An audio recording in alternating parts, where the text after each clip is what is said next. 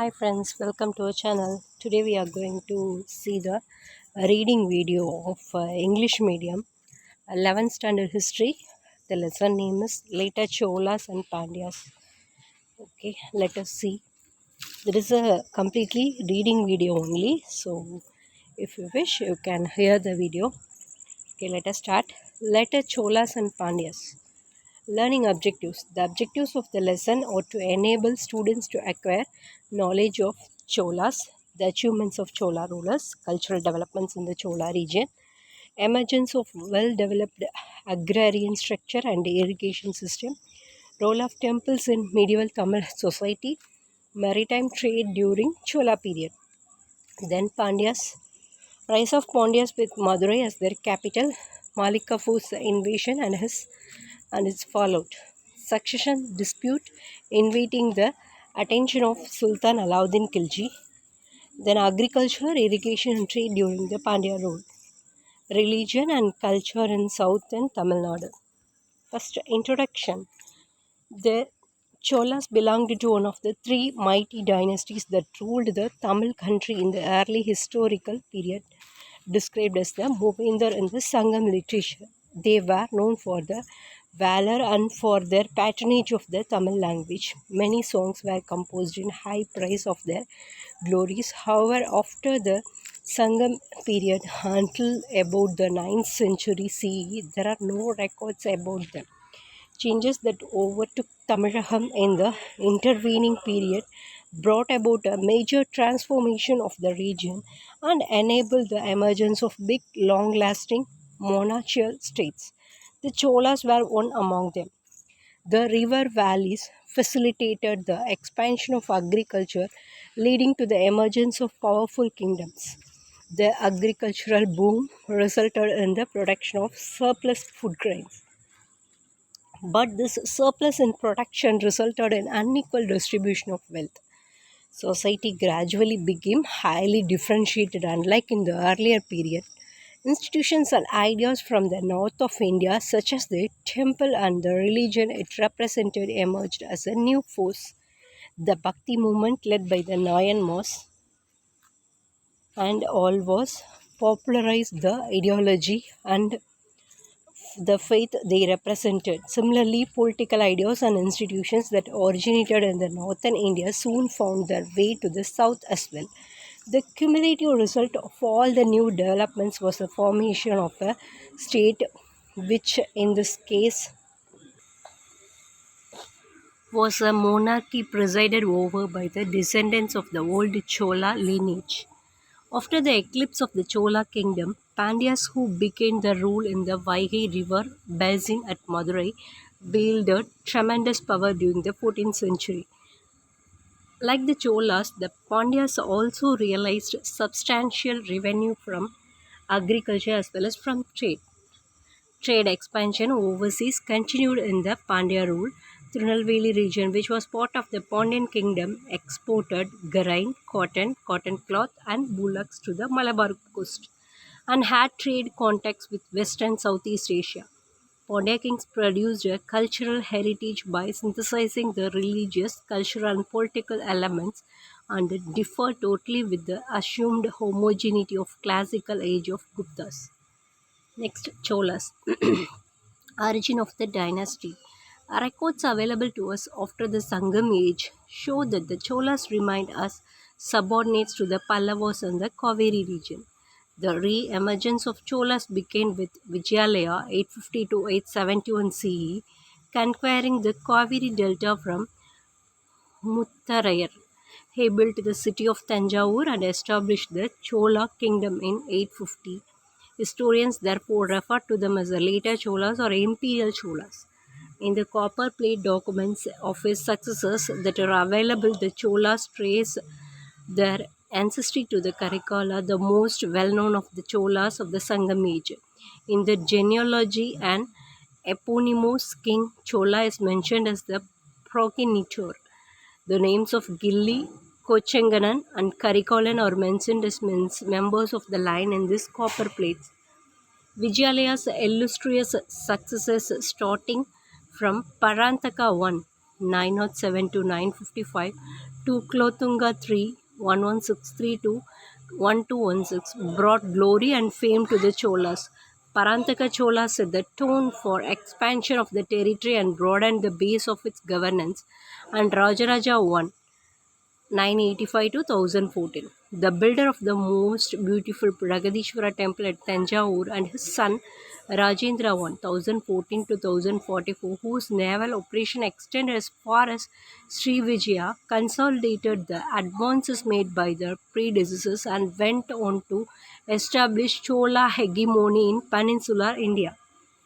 Then sources. More than 10,000 inscriptions engraved on copper and stone form the primary sources for the study of Chola history. This is Big Temple inscriptions. The inscriptions mainly record the endowments and donations to temples made by rulers and other individuals. Land transactions and taxes, both collections and exceptions, form an important part of their content. Later day inscriptions make a mention of the differentiation in society, giving an account of the caste and subcaste, and thus providing us information on the social structure. Besides stone inscriptions, copper plates contain the royal orders. They also contain details of genealogy, wars, conquest, administrative divisions, local governments, land rights, and various taxes levied. Literature also flourished under the Cholas. The important religious works in Tamil include codification of the Saivite and Vaishnavite canons. The quasi-historical literary works Kalingattu and Klothunga Choran Pillai Tamil were composed during the region. Moovarula and Kamba Ramayanam, the great epic, belong to this period. Neminadam, Veeracholyaman, Nannul are noted grammatical works. Pandikove and Takyaga Perani are other important literary works composed during this period. Then territory. Traditionally, the area under the Chola dynasty in the Tamil country is known as Chonadu or Cholanadu. Their core kingdom was concentrated in the Kaveri Fed Delta called Cholamandalam. This term came to be corrupted as Coromandel in the European languages, which often referred to the entire eastern coast of South India. The Chola kingdom expanded through military conquest to include present-day Pudukkottai, Ramanathapuram districts and the Kongu country of the present-day western Tamil Nadu. By the 11th century, through invasions, Cholas extended the territory to Tondai Nadu or the northern portion of the Tamil country, Pandi Nadu or the southern portions of the Tamil country, Gangaivadi or portions of southern Karnataka and Malay Mandalam, the Kerala territory. The Cholas ventured overseas, conquering the northeastern parts of Sri Lanka, bringing it under their control, and they called it Mummudi Chola Mandalam. Karandi copper plate inscriptions of Rajendra Chola I. Next, empire building. Rajaraja I is the most celebrated of the Chola kings. Rajaraja I is the most celebrated of the Chola kings. He engaged in naval expeditions and emerged victorious in the west coast Sri Lanka and conquered the Maldives in the Indian Ocean. The military victory of Rajaraja I over Sri Lanka led to its northern and eastern portions coming under the direct control of the Chola authority. Rajaraja I appointed a Tamil chief to govern the annexed regions and ordered a temple to be built. It is locally called Shiva Devali, Shrine of Shiva. The Chola official appointed in Sri Lanka built a temple in a place called Mahadita. The temple is called Rajarajeshwara. This is Rajaraja I with his mentor Karuvur Devar. Even as he was alive, Rajaraja I appointed his son Rajendra I as his heir apparent. For 2 years, they jointly ruled the Chola kingdom. Rajendra I took part in the military campaigns of this further attacking the western Chalukyas. Consequently, the boundary of the Chola Empire extended up to Tungabhadra river. When Rajaraja I attacked Madurai, the Pandyas escaped with their crown and royal jewels and took shelter in Sri Lanka. Thereupon, Rajendra I conquered Sri Lanka and confiscated the Pandya crown and other royal belongings. Rajendra I conducted the most striking military exploit after his accession in 1023 by his expedition to northern India. He led the expedition up to the Godavari river and asked his general to continue beyond that place. The Gangaikonda Cholabram temple was built to commemorate his victories in North India. During the Chola region, the naval achievements of these Tamils reached its peak. The Cholas controlled both the Coromandel and Malabar coast. The Chola navy often ventured into Bay of Bengal for some decades. Rajendra's naval operation was directed against Srivijaya. Srivijaya kingdom, southern Sumatra, was one of the prominent maritime and commercial states that flourished from c. 700 to c. century 1300 in the Southeast Asia. Similarly, Kedah, that means Kedaram, Fedatory kingdom under Srivijaya was also conquered by Rajendra. The Chola invasions of Western Chalukya Empire undertaken in 1003 by Rajaraja I and 1009 by Rajendra I were also successful. Rajendra sent his son to ransack and ravage its capital Kalyani. The Dwarapala doorkeeper image he brought from Kalyani was installed at the Dharasuram temple near Kumbakonam, which can be seen even today. Rajendra I assumed the titles such as Mudikunda Cholan, the crowned Chola, Gangai Kondan, conqueror of the Gangas, Kadaram Kondan, conqueror of Kadaram, and Pandita Cholan, scholarly Cholan. Then Chola administration, king. Historians have debated the nature of the Chola state. Clearly, it was presided over by a hereditary monarchy. The king is presented in glowing terms in the literature and inscriptions of the period, venerated on par with God. The kings were invariably addressed as Peruman or Perumagan, big man. Ulagudaya Perumal, the Lord of the world, and Ulagudaya Nainar, the Lord of the world. Later, they adapted the titles such as Chakravarti, Emperor, and Tribuna Chakravarti, Emperor of three worlds. At the time of coronation, it was a practice to add the suffix Deva to the name of the crowned kings. The kings drew legitimacy by claiming that they were a comrade of God, Thambiran Thorar. Chola rulers appointed Brahmins as spiritual preceptors or Rajagurus, the kingdom's guide. Rajaraja I and Rajendra I mentions the names of Rajagurus and Sharva Shivas in their inscriptions. Patronizing Brahmins was seen to enhance their prestige and legitimacy. Chola kings therefore granted huge estates of land to Brahmins as Brahmadeyams and Chaturvedi pronounced Chaturvedi Manglam provinces. As mentioned earlier, the territories of Chola state had been expanding steadily even from the time of Vijayalaya. At the time of conquest, these areas were under the control of minor chiefs, described by historians as feudatories. Rajaraja I integrated these territories and appointed viceroys in these regions. Chola Pandya in Pandinadu. Chola Linkeshwara in Sri Lanka, which was renamed as Mummudi Chola Mandalam, and Chola Ganga in the Gangavadi region of southern Karnataka. In other less prominent regions, the territories of chiefs such as the Iruku Wells, Elango Wells, and Malavas or Banos were made part of the Chola state, and the chiefs were inducted into the state system as its functionaries. Army. Cholas maintained a well-organized army. The army consisted of three conventional divisions: infantry, cavalry, and the elephant corps. There were also bowmen. Bowman means villaligal. Sword bearers, valilar, and spearmen. Kandavad. Two types of ranks in the army are also mentioned: the upper and the lower. Perundanam, Sirudanam. According to this Chinese geographer of the 13th century, the Chola army owned 60,000 war elephants that, when fighting, carried on their backs houses, and these houses are full of soldiers who shout arrows at long range and fight with spears at close quarters. The overseas exploits of the Cholas are well known, and it led historians to refer to their navy with numberless ships. Generally, soldiers enjoyed padaiparu, military holding rights.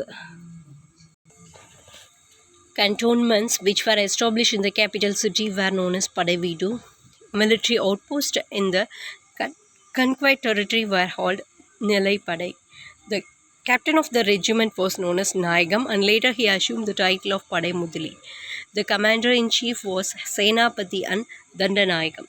Next, local organization. Various locality groups functioned actively in the Chola period. These were bodies such as Urar, Sabayar, Nagaratar, and Natar. They were relatively autonomous organizations of the respective groups. They are considered the building blocks using which the edifice of the Chola state was built.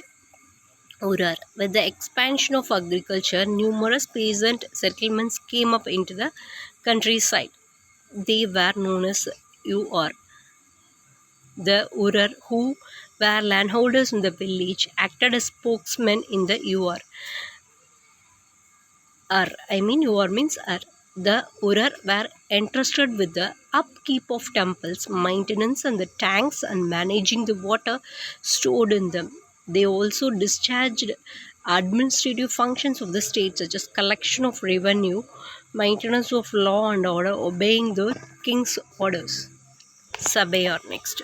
If the Ur was a settlement of landholders, largely consisting of peasants of Belan Vahai, the Brahmadeya was a Brahmin settlement. The Sabha looked after the affairs of the settlement, including those of the temples at the core of Brahmadeya and its assets. It was also responsible for maintaining irrigation tanks attached to the temple lands. Like the Ur, the Sabha also functioned as the agents of the state and carrying out administrative, fiscal, and judicial functions. Next, Nagaratar.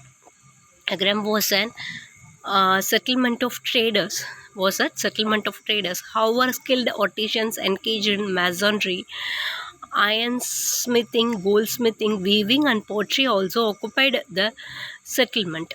It was represented by the Nagaratar, who regulated their association with temples, which needed their financial assistance. In the reign of Rajaraja I, Mamallapuram was administered by a body called Managaram.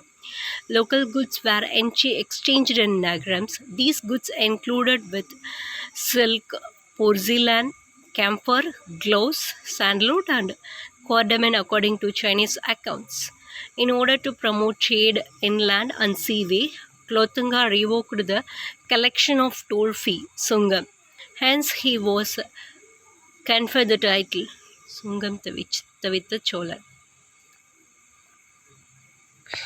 Next on box is there local elections and Uttaramirur inscriptions. Two inscriptions 919 and 921 from a Brahmadeya, tax-free land gifted to Brahmanas, called Uttaramirur, historically called Uttaramallur, Chaturvedi Mangalam, give details of the process of electing members to various committees that administrate the affairs of a Brahmin settlement. This village was divided into 30 wards. One member was to be elected from each ward.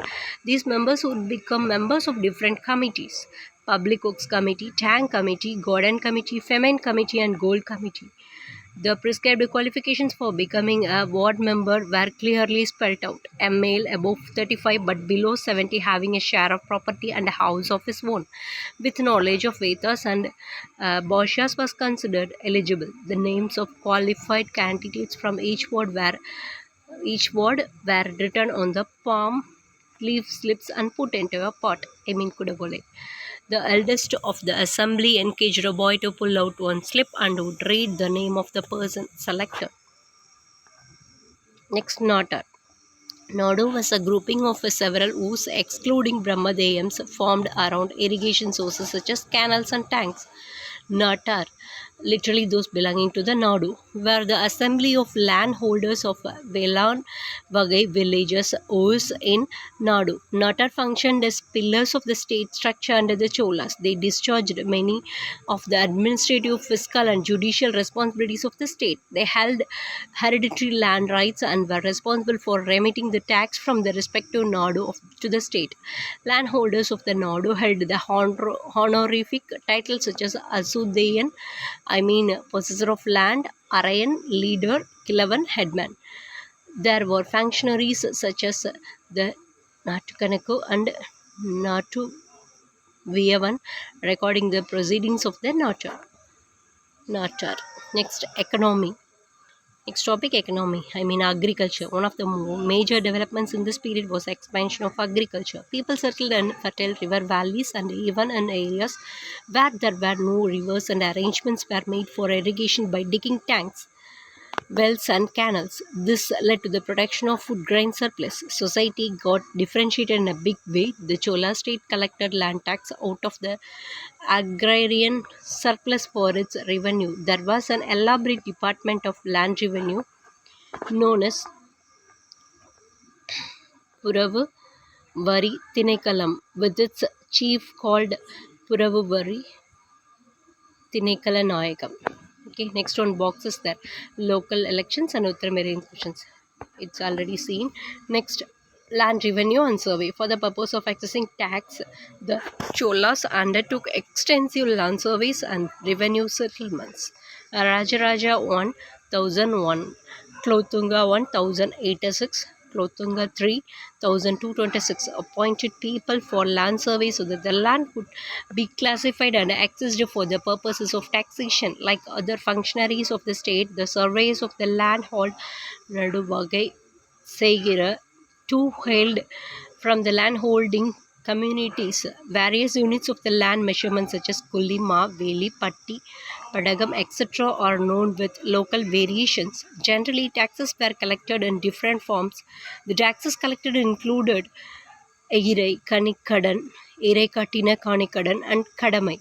An important category of tax was Kudimai. Kudimai was paid by the cultivating tenants to the government and to the landlords. The bearers of honorific titles such as Odian, Arayan, and Kilavar. The tax rates were fixed depending on the fertility of the soil and the status of the landholder. Opati were levied and collected by the king and local chiefs. Temples and Brahmins were exempted from paying the taxes. The tax paid in kind was referred to as Erekatnanalu. All these were mostly from the Kaveri Delta, released from the Kaveri Delta, but not widely in the outskirts of the kingdom. At the village level, Urar village assembly were responsible for collecting the taxes and remitting them to the government. At the nodal level, the Notar were responsible for remitting taxes. Next one box is that paddy as tax was collected by a unit called kalam, that is 20 kg. Rajaraja 1 standardized the collection of tax. He collected 100 kalam from the land of one valley, about 6.5 acres, the standard valley being variable according to the fertility of the soil and the number of crops raised. Next, irrigation. Cholas undertook measures to improve the irrigation system that was in practice. The state was drawing most of its revenue from agriculture. The Cholas focused their efforts on managing water resources. Vachi Vaikal, a Vachi a crisscross channel is a traditional way of harnessing rainwater in the Kaveri Delta. Vachi runs in the north-south direction, while Vaikal runs in the east-west direction. Technically, Vati is a drainage channel and Vaikal is a supply channel. The water running through Vaikal to the field was to be drained out to Vati and to another Vaikal. Rainwater would flow from where the natural canal started. Many irrigation canals or modifications of such natural canals. The harnessed water was utilized alternatively through Vati and Voicall. Here the mechanism designed was such that water was distributed to the parcelled outlands in sequence. Many canals were named after the kings, queens, and gods. Some examples of the names are Machola Vaikal, Panchavanam Devi Vaikal and Ganavati Vaikal. Ur Vaikal was owned jointly by the landowners. Then order level Vaikal was referred to as not Vaikal. The turn system was practiced for distributing the water. Chola inscriptions list some big size irrigation tanks such as Cholavaridi, Kalineri, Bairamekataka created by the Pallavas, Bahur Big Tank and Rajendra Chola Pereri for the periodical or seasonal maintenance and repair of irrigation was conscripted labor was used. The irrigation work done by Rajendra Chola I was at Gangekonda Cholapuram was an embankment of solid masonry 16 miles long. Rajendra described it as his Jalamaya Jayastambam, meaning pillar of victory in water. The Arab traveler Alberni visited the place 100 years later. On seeing them, he was wonderstruck and said, "Our people, when they see them, wonder at them, and are unable to describe them, much less construct anything like them." Records Jawaharlal Nehru in the glimpses of world history.